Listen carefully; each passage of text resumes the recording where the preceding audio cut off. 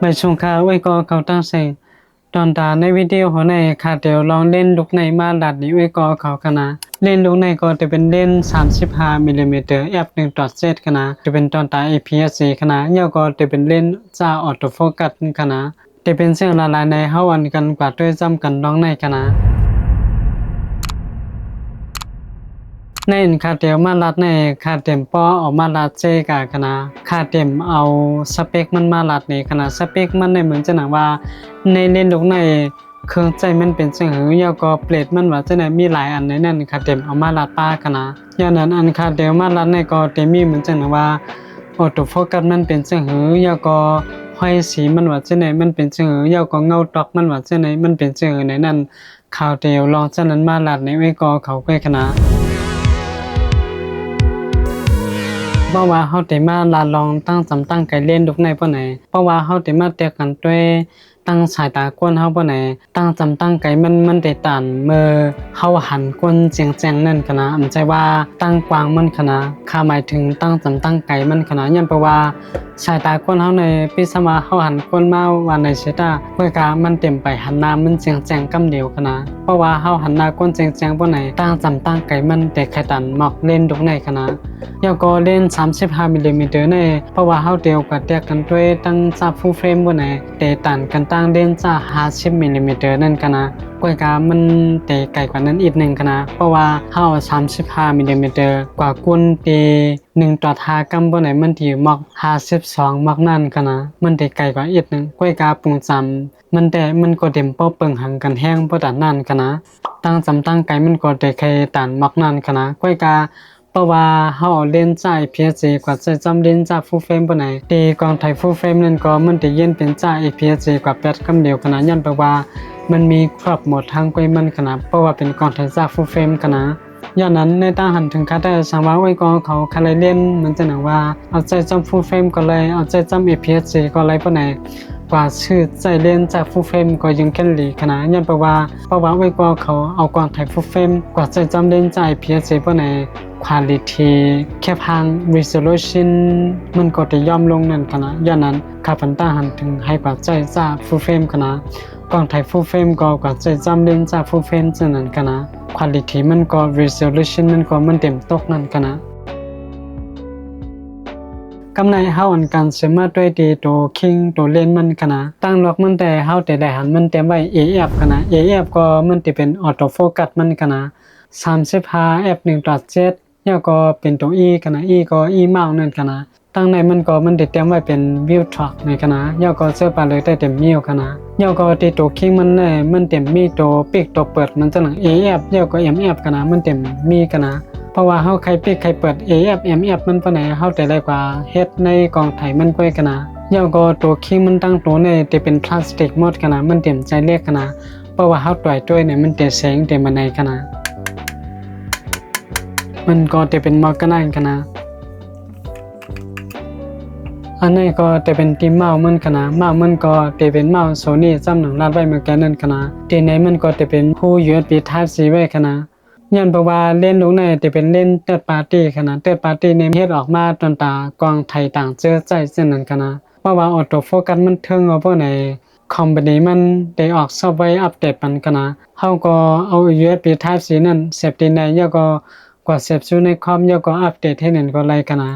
ลองออโต้โฟกัสมันก็ได้อัปเดตปันได้ไวขึ้นนั่นกันนะแล้วก็อันเฮาไล่หันเป็นตุ่มๆที่แน่ๆอันนี้ก็จะเป็นเครื่องหมายออโต้โฟกัสมันกันนะสังว่าไว้ก็เขาก็หาซื้อใจเล่นแล้วก็ก่อนเฮาได้ซื้อนั้นสังว่าเล่นมันเป็นเล่นออโต้โฟกัสก้อยก็ซ้ำมีตุ่มๆจังไหนพวกไหนนั่นแปลว่าเฮาย่าหยอกแลนกันนะอันเป็นตุ่มๆมันได้มันจะเป็นเครื่องหมายอันกับสารกันตั้งกองไถให้มีออโต้โฟกัสมันนั่นกันนะ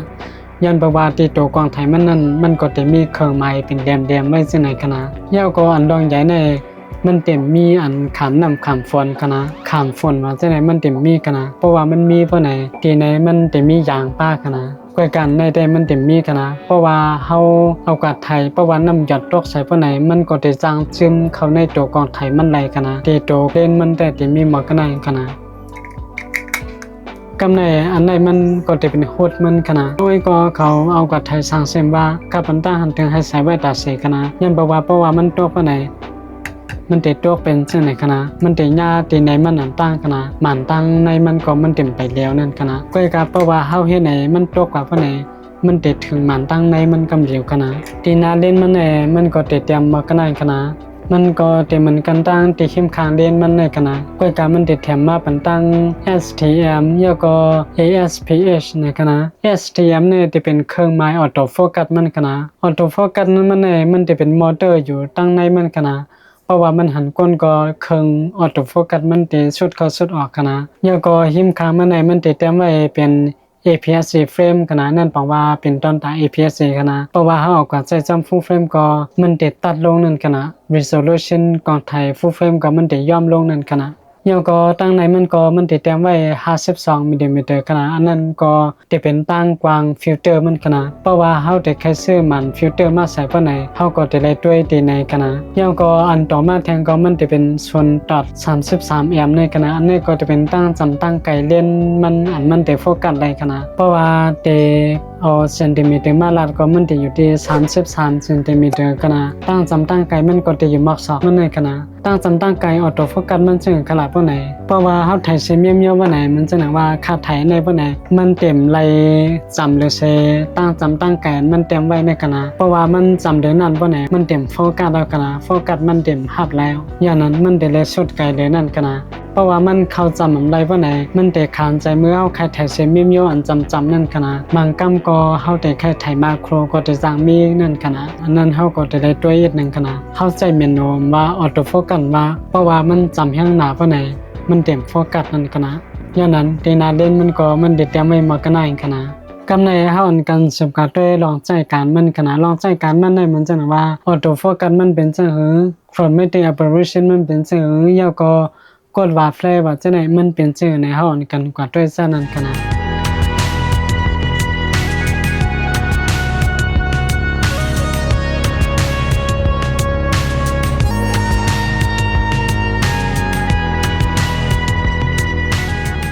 เพราะว่าเฮาได้มาสัมผัสด้วยลองออโต้โฟกัสมันบ่ไหนลองออโต้โฟกัสมันจำตั้งลองตรวจทบกระดำไปมีปัญหาสังขนาเพราะว่าเฮาก็ถ่ายโยโย่ถ่ายก้นว่าจังได๋ออโต้โฟกัสมันก็จะละดีกระดำมีปัญหาสังกวยกาเพราะว่าเฮาก็ถ่ายก้อนนึงเลยก้อนนึงบ่ไหน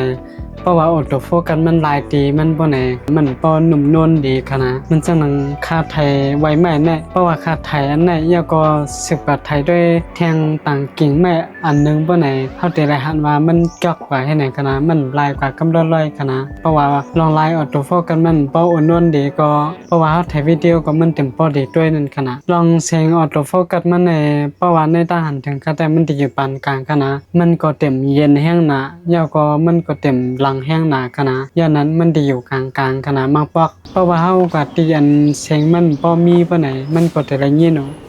เสียงที่มออยู่คอดๆแคดๆขนาดก็ก็เพราะว่าเฮาก็ตีนเสียงคนนำอีกนึงปานไหนแต่มันเต็มพอสละยินขนาดแล้วก็เพราะว่าเฮาใส่เมียกปานไหนมันก็เต็มปอกว่าตึกเคตีเมียกเฮาขนาดเสียงออโต้โฟกัสมันแต่ติมิวขนาดบางกำก็มันได้หลังบางกำก็มันเต็มปอหลังขนาดลองอันมันหลังนั้นมันได้หลังมือเฮาถ่ายเสียงมิวเพราะว่าออโต้โฟกัสมันหลายตีมันแห้งขนาดมันจังว่าเพราะว่าให้ออโต้โฟกัสมันหลายมาติค่าแล้วก็หลายกว่าหลายมากปานไหนเสียงออโต้โฟกัสมันหลังอีกนึงขนาดเพราะว่ามันไกลกันก็ก็เพราะว่ามันปอไกลกันมาก็นานก็ปานไหนมันก็เต็มปอหลังแห้งขนาดกำในเพราะว่าเฮาได้มาด้วยลองโฟกัส breathing มันบ่ไหนลองโฟกัส breathing ในมันเหมือนจังว่าเพราะว่าเฮาไถใช้เมียวๆแล้วก็ยกมาตีหน้ากองไถมันบ่ไหนจอมแคบข้างหน้ากองไถเฮานั้นมันเหมือนจังว่าได้มีเสียงอันยุบย่านไว้ขนาดจอมแคบมันเฮาได้หันจังนั้นเล่นอันในคาเต็มไปหันจังนั้นนำขนาดที่เป็นย้อนว่าคำเอากับถ่ายวิดีโอตั้งนอกนำก็จังเป็นไรขนาดเพราะว่ามาด้วยเตๆพวกไหนบางกำก็มันเต็มหันขนาดก้อยการมันเตหันดีๆในมันจะเป็นลองโฟกัสมันเตจอกไว้เย่าก็เพราะว่ามันจอกไว้พวกไหนมันเต็มเข้ากำเหนียวขนาดมันจะมีลองซอกทางกำนึงเย่าก็จังใจมาโฟกัสมันจะเป็นเช่นนั้นขนาดเพราะเป็นลองโฟกัสไปจริงแต่มันจะมีหมอกกันได้ขนาดเพราะว่าลองในออโต้โฟกัสแต่ติดใจอะไรเดียวมีปัญหาสังลองตั้งเทิงตั้งไว้มันว่าจังได๋มันก็เต็มไปมีปัญหาสังขนาดแล้วก็ลองโฟกัส breathing ว่าจังได๋ก็มันอยู่กลางๆขนาดบางกำก็เต็มมีบางกำก็เต็มมีแล้วก็ลองเสียงมันว่าจังได๋พออยู่จำเฮียงหน้าแต่ก็แต่ละยินก็กะพออยู่มัก ว่าหนึ่งจะไหนมันเต็มได้เย็นขนาดมันก็ป้อมหลังออกแห้งประดันนานขนาดเพราะว่าเป็นลองออโต้โฟกัสแต่ที่มีหมอกระไดขนาด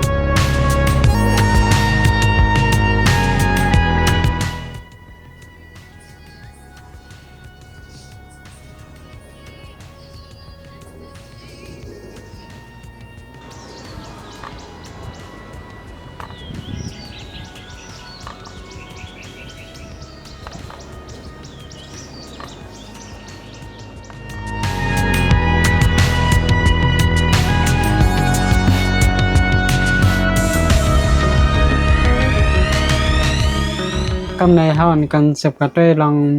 ตั้งแจงมันกดไลเฟมันอันนั้นก็ chromatic aberration มันว่าจะไหนขนาดถ้าได้อ่อนมาด้วยลอง quality file มันให้ก่อนขนาด quality file เนี่ยจำหนังอุ้ยก็เขาเลยหันในขนาดอันนี้ก็ขาดไทยมาเป็น JPEG ไว้ขนาดคำไทยมา raw ขนาดอันนี้ขาดไทยไว้เป็นภาพพักดูขนาดแล้วก็ subshutter DLD 1:60ขนาดแล้วก็แอป stop เป็นแอป 1.7 กันนะเข้ามาด้วยว่าที่แอป 1.7 ในตั้งแจ้งมันจริงต่อจริงมันที่เป็นมอกะเฮในคณะเพราะว่าเข้ามาด้วยในกลางบนไหนในกลางแต่ห้ำตับลมไม่ใจคณะย้อนเพราะว่าเล่นกุลุกในมันที่จังในกลางมันตาเสแค่ว่ากุลุกคณะมันที่เฮ็ดไรเลี่ยมเฮ็ดไรลีนั่นที่เป็นจำแคบคณะกำในเฮากับด้วยจำแคบคณะอันนี้ก็ที่เป็นจำแคบคณะเฮาได้แลหันว่าที่แอป 1.7 ในตีแคปในมันแต่แค่โมไว้กันนะเขากดแต่ละแฮนเป็นมากระนายกันนะ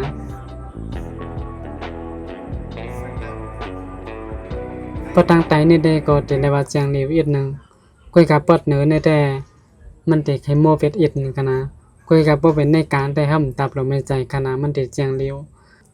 เหี่ยวก็คาดลัดไว้ก่อนกันนะว่าเพราะว่าเฮาตั้งไว้เป็นตีแอป 1.7 บ่ไหนมันสิมีปากขอบลำกันนะขอบลำซึ่งขนาดบ่ไหนเพราะว่าค่าขึ้นกว่าแตงแอปสต็อป1บ่ไหนเพราะว่าค่าเต็กขึ้นกว่าบ่ไหนเฮาได้แลหันว่าจำแคปมันได้เหมือนมันแรงขึ้นมาแทงคณะอันนี้เป็นแอป 2.8 คณะอันนี้แอป 1.7 เฮาได้แลหันว่ามันแรงมันรับสิ่งจังไหนคณะเพราะว่าเฮาได้ไทยสั่งเสียงว่าอันดอยในกลางหาวว่าจังไหนคณะเพราะว่าเฮาไทยกลางหาวในเฮาได้หันแจ้งเลยคณะว่ามันมีขอบลำมาป้าในคณะเพราะว่าเฮามาด้วยตั้งเสียงที่แอป 2.8 บ่ไหนเลยว่ามันแจ้งขึ้นมาเลยเก่าอีกนึงกันนะอันนี้เป็นแอป 1.7 กันนะอันนี้เป็นแอป 2.8 พอมาเขาได้หันว่าตั้งแจ้งมาในอันนี้เลยว่าลีขึ้นมาอีกนึงกันนะเขาได้หันที่ในกันนะอันนี้มันดึกเด็กว้าวอยู่กันนะแอป 1.7 ในกันนะกำไรเขาขึ้นมาด้วย DFC กันนะเพราะว่าเป็น DFC แน่เขาได้หันว่าขอบลำมันจะย่อมลงกันนะนี่เป็นแอป 1.7 กันนะเขาจะได้หันว่ามันแรงเกินในแอป 2.8 เพราะว่าเขาขึ้นกว่าแทงแอป4บ่ไหนเขาจะได้หันว่าจำแคปมันในแรงขึ้นมาแทงกันนะเพราะว่าเขาขึ้นแอป stop มันบ่ไหนขอบลำมันก็ขอบรับสิ่งมันก็ติย่อมลงนั่นกะกำไหนเข้ามาด้วยตั้งแจงนี้แคปกันนะเขาจะได้หันว่าจำแคปมันในเลยว่าแจงมาเลยเก่ากันนะอันนี้เป็นแอป 1.7 กันนะเขาจะได้หันที่ไหนอันนั้นจะเป็นแอป4กันนะเขาจะได้เพราะว่าเป็นในกลางแต่ห้ามตาผมไม่ใจกันนะเขาจะได้หันว่าแอป4ยังแจ้งโดยใช้แอป 1.7 ก่อนกันนะ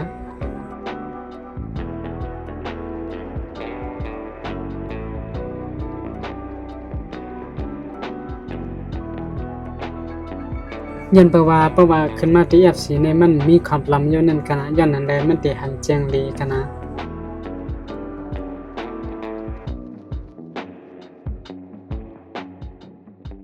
เขาจะได้หันดีๆกันนะว่ามันมีขอบล้ำไว้กันนะเพราะเป็นแอป 1.7 นะก็กับเพราะเป็นแอป4ในแล้วว่าแรงขึ้นมาเลยเก่ากันนะกำไรเฮาขึ้นกว่าด้วยดีแอป8กันนะอันนี้ก็เป็นแอป8กันนะเพราะว่าขึ้นกว่าแอป8ในแต่เลยว่าจำแคปจำค้างในใครเลยว่าแจ้งไว้กันนะเฮาได้หันเป็นสิ่งไหนกันนะอันนี้เป็นแอป8กันนะอันนี้จะเป็นแอป4เพราะว่าเฮามาด้วยเฮาได้หันว่าดีในอันเป็นแอป8ในแจ้งเลยกันนะแตกกันด้วยอยู่ที่แอป 1.7 ได้ตั้งแอป8พวกนี้มันจะเป็นมากะเฮมันจะเปิงกันมากะกันนะอันนี้เป็นแอป 1.7 กันนะเฮาได้หันว่าขอบลำมันจะเลยว่าเปิงกันเต้ๆกันนะเพราะว่าเฮามาด้วยที่ไหนเฮาได้หันว่า แอป 1.7 เนี่ยขอบมันได้แค่รับเสียงกันนะย่อก็มันบ่แจ้งเลยกันนะย้อนนั้นเพราะว่าเฮามาใช้ด้วยดีแอป 1.7 ย่อก็แค่ไทยสภาวะปานใดอันไหนเฮาจะได้สติอีกหนึ่งกันนะเฮาจะได้ขึ้นเป็นแอปสต็อปมันอีกหนึ่งดังจำแคปจำค้างมันก็จะได้แจ้งป้านั่นขนาดเพราะว่าในการแต่เล่นกุลูกได้แจ้งที่เฮ็ดได้ดีขนาดแจ้งตันหือนั่นอยู่ที่เล่นดอกไหลดอกนั้นด้วยขนาดย้อนนั้นที่ในก็ก็เขาจะได้หันยาว่าเพราะว่าเฮาใจแอป 1.7 ปานใดมันติแจ้งในกลางมันกำปานำขนาดจำขอบมันเต็มพอแจ้งกันเพราะว่าเฮาแค่มันแจ้งจริงต่อจริงปานใดเฮาถูกเลขขึ้นกว่าตีม็อก F4 F5.6 อันนั้นก็ F8 ขนาดเพราะว่ามันสูงกันในก็ควอลิตี้มันก็ได้เลยว่าโตอีกนึงกันนะเพราะว่า F10 ว่า F16 ว่าจะในคาเดมคำไทยมาป้ากันนะยันเพราะว่าคนกำบันนำเต็มพอใจประดานนั่นกันนะอันดองอย่างนี้เพราะว่าชื่อใจเล่นแอปตายจะไหนกันนะอันนี้ก็จะเป็นมากกันกันนะกำในคาเดียวกับแตกกันตั้งเล่น16-70กันนะเฮาลงมาด้วยที่ F4 กันนะไฟในก็จะเป็น F4 กันนะไฟวิวทรัคในก็จะเป็น F4 เหมือนกันกันนะกำในเฮามาด้วยว่าตั้งเสียงมัน2มันเตเปิงกันกันนะเฮาได้หันว่าไฟในไฟอันเป็นเล่น16-70ในมันได้แค่นนๆอีกนึงกันนะมันเต็มโปรเสียงประดานนั่นกันนะเฮาได้หันทางซ้ำในมันกันนะ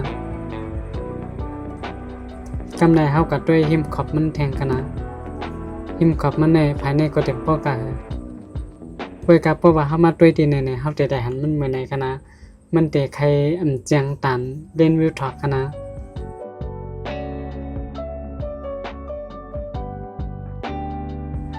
เฮาได้หันว่าไผอันเป็นเล่น16-70ในจำค้างมันได้แค่นนๆไว้กันนะ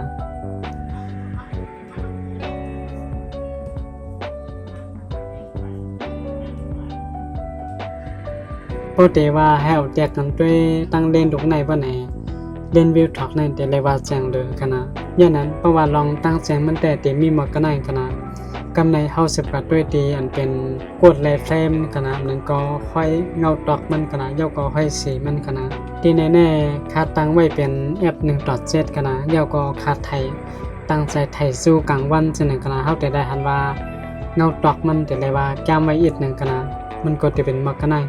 อันนี้เขาว่ากดนี่กันนะเงาตอกสีมันกันนะมันก็จะอยู่มักปานกลางกันนะมันจะว่ามันจะเฮ็ดมันจะห่างหายหน้าป้นย่อก็มันจะว่ามันจะลีหน้าป้นกันนะในอยู่ที่แอป 1.7 กันนะอันนี้เป็นแอป 2.8 กันนะมันก็จะได้ว่าแคนขึ้นมาอีกนึง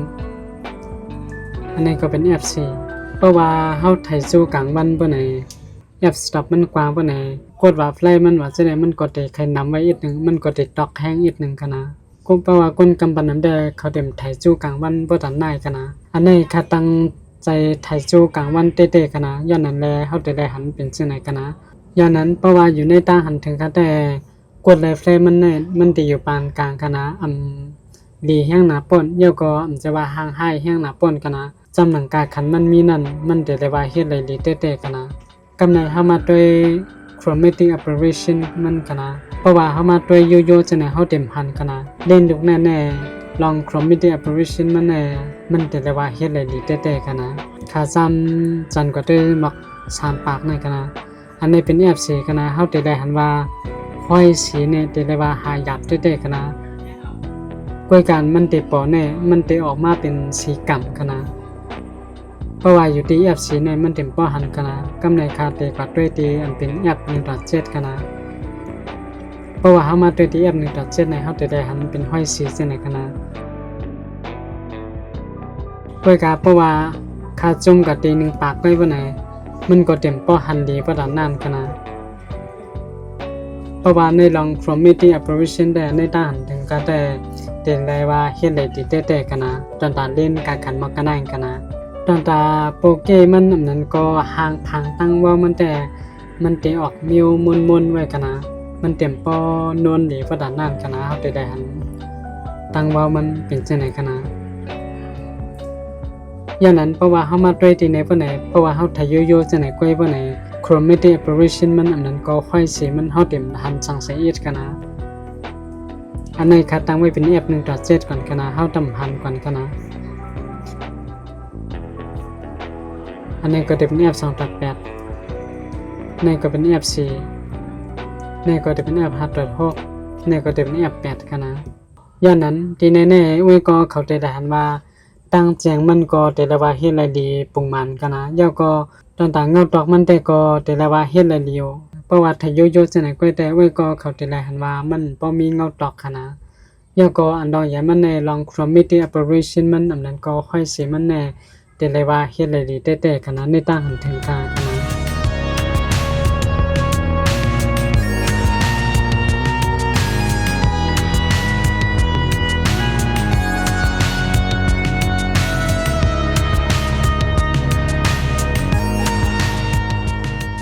กำในเพราะว่าเฮาได้มาหบแก็บกันด้วยตั้งหมดบ่ไหนเพราะว่าเป็นได้ตั้งหันถึงค่าแต่ลองตั้งแจงมันว่าลองออโตโฟกัสมันว่าจังได๋มันสิอยู่กลางๆขึ้นถึงสูงๆกันนะเฮ็ดสังแลมันได้ขึ้นสูงนะบ่ไหนย้อนเพราะว่ากาขันมันบ่แห้งกันนะมือ2มันในค่าซื้อมาหมอก3.5 3.6ในก้อยกันนะย้อนนั่นแหละเพราะว่ามาด้วยกันตั้งแจงมันว่า Chromatic Operation ว่ากดว่า flame มันจังได๋ย่อก็ลองออโตโฟกัสมันว่าจังได๋มันก็หลายว่าเฮ็ดหลายดีแต่ๆกันในตั้งหันถึงค่ากันนะย้อนนั่นแหละค่าปันลองเหตุการณ์มาในกลางถึงสูงกันนะลองตั้งแจงในค่าแต่ไว้เป็นสูงกันนะเพราะว่าไว้ก็เขาคาไลเล่นอันนึงไถมาย่อก็เว้าหลังเลยดีเอากันเลยก็ไล่บ่ใครเลยซอกหลังปานไหนเล่นตรงไหนแต่แลบตันตาไว้ก็เขาอยู่กันนะย่อก็เพราะว่าไว้ก็เขาแต่วนได้ว่าเฮ็ดสังใดถูกลีมีเรียนอันเว้าหลังอันนั้นก็แอบสต็อปมันกว้างหลาปานไหนมันจะมีอันนึงกันนะนั่นก็จะเป็นลองตั้งแจงแคบหางขนาดเฮ็ดคือเลยว่าเป็นตั้งแจงแคบหางนะบ่ไหนย้อนเพราะว่าเฮาก็หัดไทยแคบหางกลางคำบ่ไหนเพราะว่าตั้งแรงมันบ่ว่าไหนมันจึงว่าค่าใจเล่นจะเป็น F4 บ่ไหนค่าแต่ไรขึ้น ISO มันก็นะเพราะว่าขึ้น ISO มันก็ noise มันก็ได้มีเพราะว่า noise มันมีว่าจังได๋แคบหางเฮาก็เต็มแจ้วกันนะ quality แคบหางเฮาก็เต็ดตกลงกันนะมันสิสร้างเป็นจังนั้นเพราะว่าเฮาใจเด่นสั่น F stop มันเป้ากว้างกันนะเพราะว่าค่าใจ F4 บ่ใน ISO มันค่าแต่ไรขึ้นกว่ามัก5ปากในกันนะก้อยก็เพราะว่าค่ามาลายเป็นจ้า F1.7 บ่ใน ISO มันในค่าลงได้ถึง1ปากกันนะย้อนนั้นแหละมันเปิงกันหลายบาทหลายสต็อปกันนะย้อนนั้นเพราะว่าไว้ก็เขาคลายเล่นเบ้าหลังเสร็จลูกนึงก้อยกำไปแน่นอนใจว่าเด็กกว่าไทยก้นเต้ๆอันนั้นก็กว่าไทยสภาวะเต้ๆก้อยกาคลายเล่นจาน F stop มันกว้างๆปานไหนเล่นตรงไหนติแลบต่างๆไว้ก็เข้าอยู่กันนะย้อนนั้นตอนตาลองเล่นวิวทอร์ก35มิลลิเมตร F1.7 ตอนตา APS ในได้ตีมีมากระนายกันนะไม่สงการ